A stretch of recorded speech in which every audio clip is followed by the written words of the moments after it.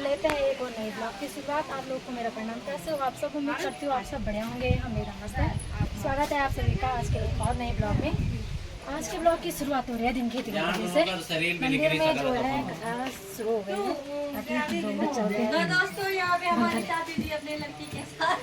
चले चला क्या इंतजार करना यूँ सुनो। उनका जो मनन है उससे वो परम गति को प्राप्त होंगे। तो तब व्यास जी राजा जन्मे गए को ये कथा सुना रहे हैं। ये राजन सुनो, ये भगवती जगदम्बा का जो महिमामय चरित्र है उसे मैं तुम्हें सुनाता हूँ।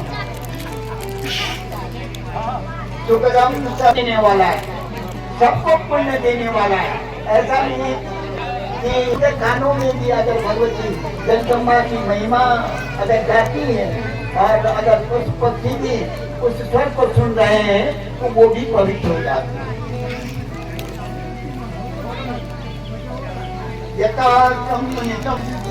शुंभ और निशुंभ नाम के दो महान बलशाली पराक्रमी और दुष्ट राक्षस थे। तो जन्मेजय महाराज व्यास से प्रश्न करते हैं कि महाराज उस कथा को हमें सुना दीजिए। राजन शुंभ निशुंभ नाम के दो सगे भाई थे और ये पाताल के राजा थे। राक्षसों को उस समय पाताल लोक का राज्य दिया गया था। धरती पर मानव राज्य करते थे और स्वर्ग का जो स्थान था वहाँ पर स्वर्ग के अधिकारी देवता लोग थे और देवताओं का राजा भी वहाँ का राज्य चलाता था। ये पाताल लोग के राजा थे। दोनों भाइयों ने अरे पाताल लोग के राजा तो थे ही, पर कभी कभी होता है व्यक्ति जो धनवान है वो भी सोचता है कुछ और धन प्राप्त होगा। पाताल लोग के राजा है, लेकिन इससे भी ऊपर कुछ सोचने के लिए इससे भी हम क्या कोई पद पाए या जितनी शक्ति हमें है इससे अधिक शक्ति हम पाए, तो इसके लिए उन्होंने पुष्कर नाम का जो तीर्थराज स्थान है वहाँ पर जाकर के पुष्कर में बहुत कठिन तपस्या की।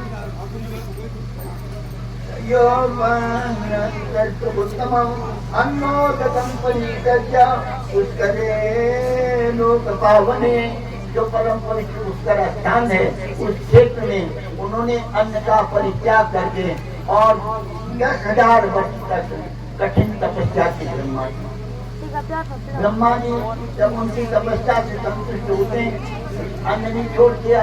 अन्न के बाद कहते हैं कि जल का भी वो त्याग करते हैं कुछ दिनों, और कुछ दिनों वो वायु का भी त्याग करते हैं। और जब 1000 वर्ष व्यतीत हो गए तो एक दिन ब्रह्मा जी को उनकी तपस्या को देख करके उनको दर्शन देना ही पड़ा और वो हंस पर सवार होते हैं और उन दोनों के पास आते हैं। उनसे कहते हैं कि हे शुंभ और निशुंभ, तुम्हारी तपस्या से मैं प्रसन्न हूँ, बोलो तुम क्या वर चाहते हो। तो कहा हे पितामह, अपने सामने पितामह को देखा, ब्रह्मा को देखा, हंस पर सवार थे, 4 मुख वाले, 4 भुजाओं वाले। जब ब्रह्मा जी को देखा तो उनकी परिक्रमा करने लगे। दोनों भाई अब खड़े उठ करके उनके चरणों में गिर पड़े, नतमस्तक हुए। महाराज आज हम धन्य हो गए तो आपका दर्शन हो गया है। महाराज आपके दर्शन हो गए यही हमारे लिए काफी है। लेकिन ब्रह्मा जी बोले नहीं नहीं, ये शुंभ और निशुंभ तपस्या करता है उसका फल अवश्य मिलता है। जैसा जो कर्म करता है आप लोग भी जानते हैं, हम भला कर्म करके परिश्रम करते हैं तो परिश्रम का फल मिलता है। बुरा कर्म करते हैं उसका बुरा फल मिलता है। तो कहा तुमने कठिन तपस्या की है, उसका फल तो तुमको मिलना ही है। मैं तुम्हें वरदान देने के लिए उपस्थित हुआ हूँ। ये शुंभ निशुंभ उससे वरदान मांगो। तो सबसे पहले राक्षसों की एक प्रवृत्ति रही है। क्या प्रवृत्ति रही है कि हम एक तो जितने लोग हैं उतने लोग उनके स्वामी बने, राजा बने, अजर अमर। जैसे हिरण्यकश्यप ने भी वर मांगा था अजर अमर, कभी शरीर में बुढ़ापा न आए, अमर देवता हो, अरे देवता ही कोई नहीं मार सकेगा तो मनुष्य को क्या मारेगा। और कोई राक्षस हो सकता है, कोई बड़ा बलवान निकल जाए तो वो भी कोई राक्षस हो, कोई देवता हो, कोई यक्ष हो, कोई किन्नर गंधर्व, कोई भी हो, कोई भी पुरुष जाति का हो न मार सके। उन्होंने कहा और पर उन्होंने कहा था कि अमरत्व का वर तो हम तुम्हें नहीं दे सकते। तो क्या बोले, नारी पर्वती से हम अवश्य होंगे तो भयम न जनेभ्यो, तो हमें स्त्री जाति से भय नहीं है, क्योंकि नारियां अबला होती है। अबला का मतलब है अबल, अबला का मतलब है क्या बल नहीं होता। तो हम अबलाओं से हमारी क्या मृत्यु होगी, ऐसा कह करके ब्रह्मा से वरदान मांगते हैं। ब्रह्मा जी उनको वरदान देते तथा कह करके और अपने हंस पर सवार हो करके अपने ब्रह्मलोक को चले जाते हैं। इधर जब आज से हे तुम पाताल लोक के राजा घोषित किए जाते हैं। सबने जय जयकार के महाराज शुंभ की जय हो, महाराज शुंभ की जय हो, जय जय के नाच के सारा आकाश माया के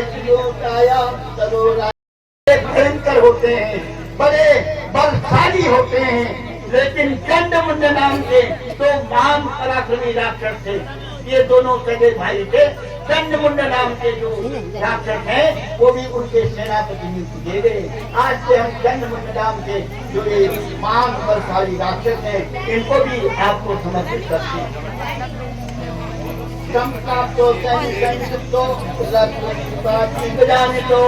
और इसके अतिरिक्त मैंने कल आपको सुनाया था वो रक्तबीज नाम का एक जो राक्षस है, वो रक्तबीज नाम का कई हजारों राक्षसों के रक्तबीज को भी उनको सौंप दिया, शुंभ को सौंप दिया कि महाराज ये रक्तबीज भी हजारों राक्षसों के साथ आपका सहयोग करेंगे।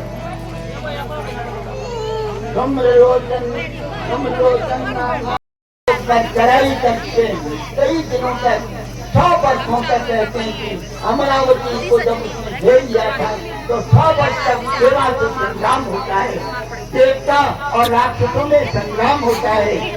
देवताओं के राजा उनकी ऐरावत हाथी पर सवार होकर के हाथ में वज्र लेकर के उस शुंभ और निशुंभ की सेना के साथ युद्ध करने के लिए चल पड़े। उधर देवता अग्निदेव है, वायुदेव है, सूर्य देव है, सब देवताओं की सेना राक्षसों के साथ युद्ध करती है। कहते हैं कि 100 वर्षों तक ये चलता है। लेकिन क्या हुआ, अंत में देवता पराजय को प्राप्त हो गया और देवता जब पराजित होते हैं तो स्वर्गलोक का राज्य उसके हाथ में आ गया। प्रजा का पालन करना अपने पुत्र के समान।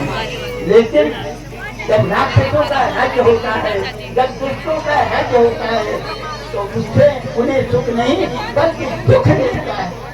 और इतना दुख मिलता है कि वो सह नहीं पाते, मानव को ही नहीं बल्कि पृथ्वी को भी पीड़ा होती है, धरती का भी भार बनता है। तो देवता लोग गरीब की हानि होती है, तब तो भगवान जैसे विष्णु अवतार देते हैं। इसी प्रकार के देवी जब जब हम पर संकट करे और हम उस संकट को दूर न कर सकें, तेरा स्मरण करें और हमारे संकट को हे भुवनेश्वरी हे जगदम्बे दूर करना भगवती ने कहा। तो बृहस्पति महाराज ने कहा तुम एक काम करो, हिमालय पर्वत पर जा करके जो भगवती जगदम्बा है उनकी अर्चना करो। सारे देवता लोग इंद्र इत्यादि जो देवता हैं प्रमुख देवतागण, उनके साथ जो बड़े बड़े महर्षि थे वो भी उनके साथ हिमालय में जाते हैं और हिमालय में जाकर के भगवती जगदम्बा की आराधना करते हैं। देवता नाम की जो देवी है उसका प्रकाश होता है और बायां अंग से उनकी काली उस समय उत्पत्ति होती है। पार्वती तो अपने स्थान को चले गई और उनका सुंदर रूप कौशिकी नाम की जो देवी थी, वो जैसे ही वहाँ पर उसका प्रकाश हुआ, देवताओं ने उसको प्रणाम किया और देवताओं ने उसे प्रणाम किया, नमन किया।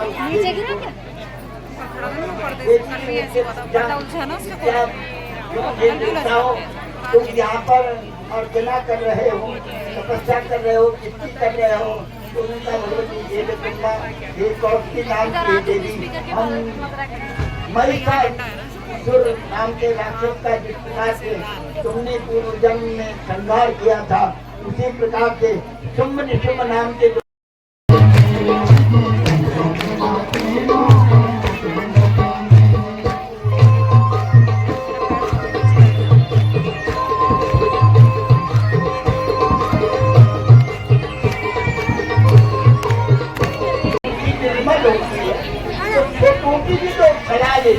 बड़ी सलाह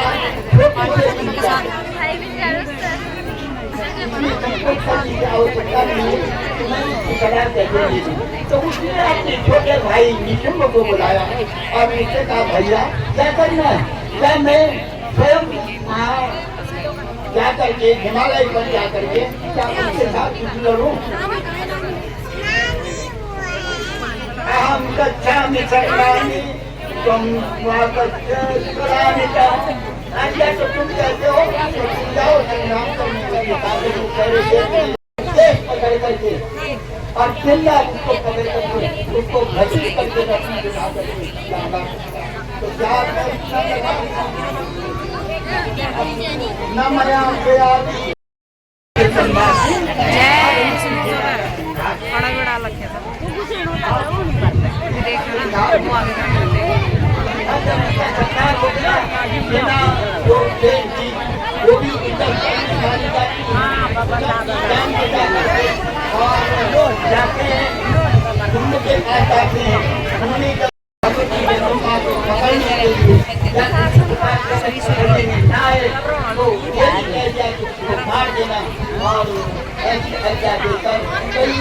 अब थोड़ी सेना साथ में देख करके दंड मुंड नाम के दोनों जो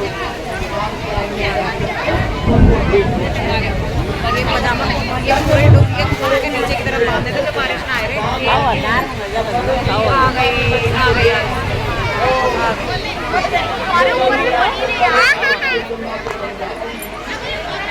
तो बिना इसके बड़े बिना उनसे करती हैं, लेकिन जब भगवती नहीं मानती है तो बड़े क्रोध में आते हैं, अपने सारे सैनिकों को कह देते हैं, अपने जितने सैनिक हैं उनको सबसे कह देते हैं देवी को घेर दो चारों ओर से और इसको घेर करके इसको पकड़ दो किसी प्रकार से।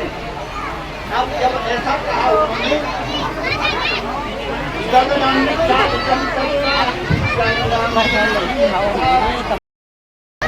काली ने मुंड को नहीं दबाया, बल्कि क्या किया और दोनों का स्वीकार करके हाथ में लेती और उसके बाद सारी सेना में संघर्ष बढ़ जाती है, राक्षसी सेना में भगदड़ मच गई, बचाओ बचाओ, लेकिन इस भगवती जगदम्बा ने कहीं को अपना कलेवा बना दिया और शेष काम जो था भगवती जो कौशिकी थी उनका जो चिन्ह था उसने राक्षसी सेना का संहार कर दिया। बोलो भगवती जगदम्बा की आवाज़ नहीं आ रही है आपको ज्यादा से, बोलो भगवती कालिका की। सारे राक्षसों का श्रृंगार करके चंड मुंड का दोनों एक हाथ में चंद्र का सिर पकड़ा और दूसरे हाथ में मुंड का सिर रखा और आकाश तक की भी वो भगवती कौशिकी का पहुंची, भगवती जगदम्बा के पास पहुंची। शिरश्चंडिष्ट कालिका गृहीता मंगले बचाओ कालिका गृहीता मंगले बचाओ। दोनों भाइयों का सिर दोनों हाथ में लेकर के अट्टहास करती है, ये भगवती जगदम्बा अट्टहास करती है, सभी का अट्टहास हंसती है। जब राक्षसों को देखती है तो उनको क्रोध आता है, तो अट्टहास करती है, तो हंसती भी अट्टहास करती है। भगवती के पास गई और क्या कहा,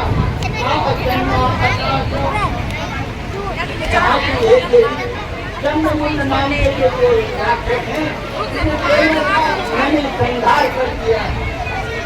अब शुंभ नाम के जो राक्षस हैं, इनका तुम्हें पहुंच करना, ऐसा कहकर के देवी को जैसे मौका दिखाया, इनको अपने बल पर नाम थोड़ा शुरू था, उसको चंद्रमुंड के शिष्य दिखाने के लिए दिखाया कि चंद्रमुंड सब कुछ मेरा द्वारा मर गए हैं, तो ये दिखा करके भगवती जगदम्बा ने बड़ी प्रसन्न होती है कामुका। चंद्रमुंड का तो मैंने वध कर दिया है, लेकिन अब जो शुंभ है उनको स्वयं तुम्हें मारना होगा।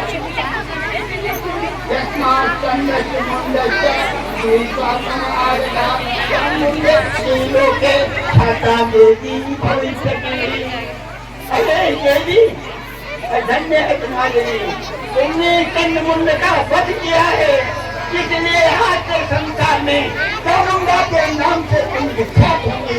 बोलो भगवती चामुंडा की चंद्रिका का मंदिर है महाराज जी, यही चामुंडा ने जिन्होंने चंद्रमुंड और सारी सेना का श्रृंगार किया था, उसी चामुंडा को हम प्रणाम करते हैं, तो विराट प्रणाम करते हैं। चामुंडे की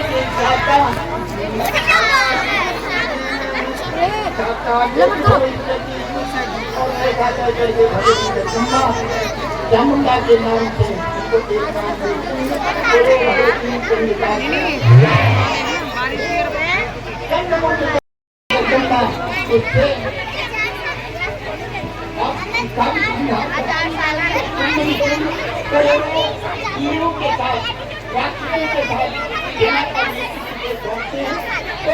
विशेषता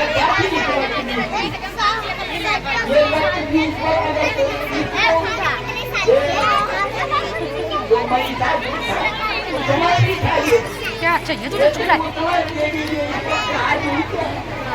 क्योंकि इसको ये वरदान था कि अगर इसके शरीर से अगर रक्त अगर खून की रहेगी तो उसे जितना ही करा के मिला जितनी पूरे इसके शरीर से निकलेगी, प्राणों का प्रहार करने के लिए सब करते थे। उसके शरीर से खून से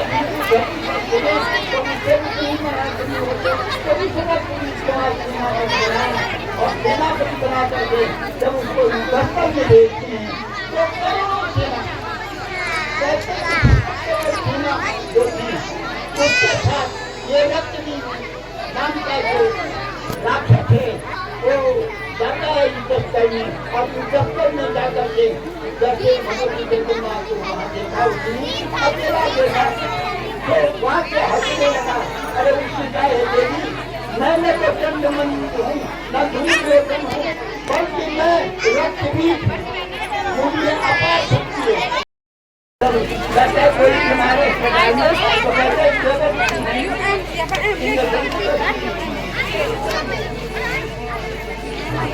तो कहते कि उस समय बड़ा विशाल काय था, उसके शरीर से खून की नदियां बह रही थी, इतना विशाल काय था।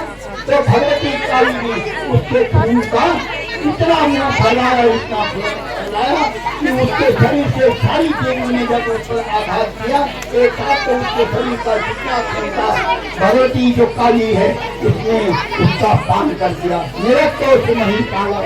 जब वो रक्तबीज बिना खून के हो गया तो खड़ा कर दिया, और उसके बाद देखते देखते भगवती जगदम्बा की जो देवियां हैं उन्होंने संहार कर दिया। बोलो भगवती चंद्रिका की, बोलो भगवती जगदम्बा की।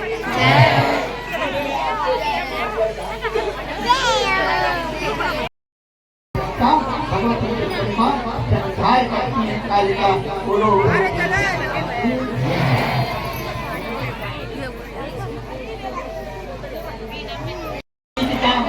और उसके बाद धूम्रलोचन नाम के राक्षस का संहार किया। बोलो भगवती जगदम्बा की।